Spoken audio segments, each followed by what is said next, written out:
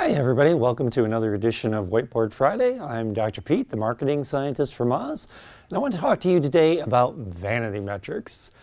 So I think we all have an intuition of what that means, but what I want to discuss today is I think we get caught up in this being about specific metrics. And to me, the problem isn't the metrics themselves, the problem is the vanity. And so I want to talk about us and what we bring to metrics and how to do better no matter what the metric is. So I want to start with this kind of simplistic SEO funnel of metrics, starting with ranking. Ranking via click-through rate delivers traffic. Traffic via conversion rate delivers leads or sales or conversions, or whatever you want to call them, the money. And then beyond that, we might have some more advanced metrics like lifetime value that kind of get into revenue over time or profit over time.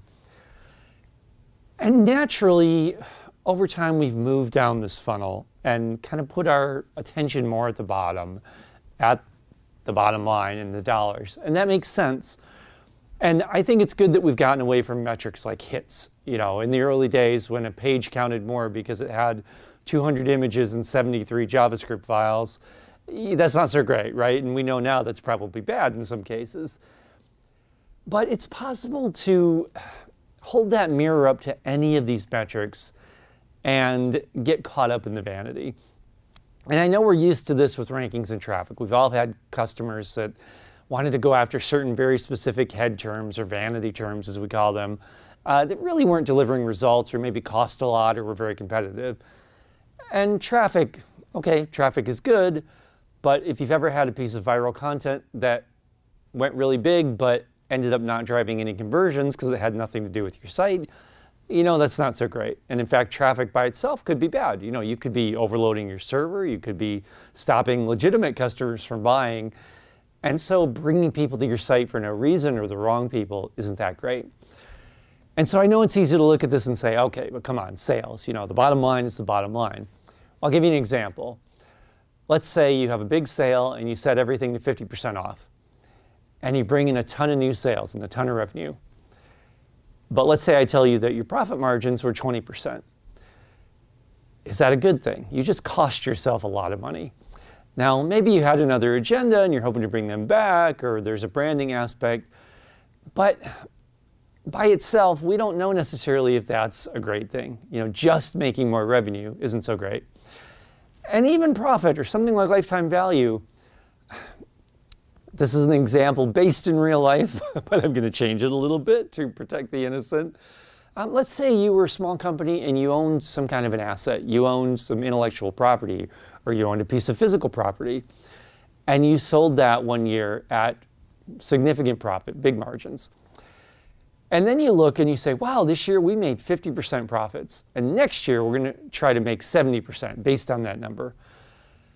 That would be a really terrible idea because that was a one-time thing and you're not taking that into account. And you know, this is a bit of a stretch, but it's possible even to take profit or something like lifetime value or EBITDA even, you know, out of context. And even though it's a more complex metric or it's farther down the funnel, you could miss something important about what that number really means. And so that's the first thing. You know, is this a real result? Is that number going up necessarily good by itself?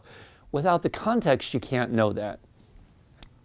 The second thing where I think we really need to look at the entire funnel and not get focused too far down is repairs, fixing what's broken.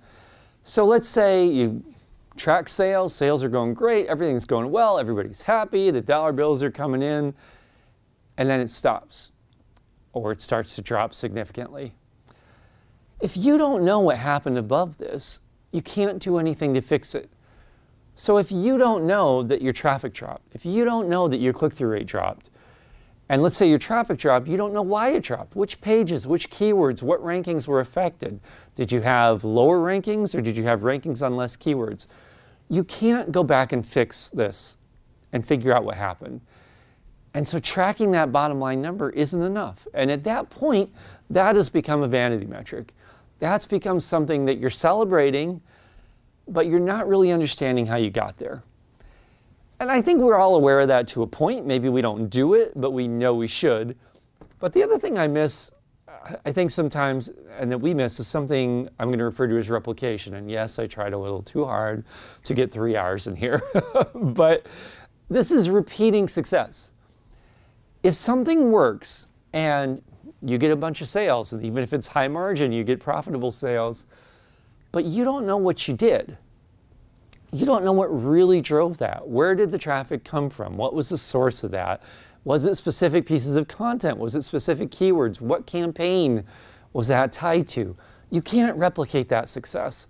So it's not just about fixing something when it's broken, when the dollars start to dry up, but when things go well, not just celebrating, but going back and trying to work up the funnel and figuring out what you did right. Because if you don't know what you did right, you can't do it again. So 3 R's, results, and consider the context of the metric, repairs, be able to work up the funnel and know what's broken. And if things go well, replication, be able to repeat your successes and hopefully do it again.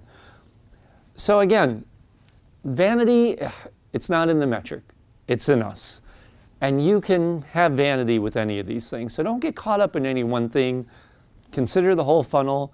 I hope you can avoid the mistakes, and I hope you can repeat your successes. Thanks a lot, and I'll see you next time. Bye-bye.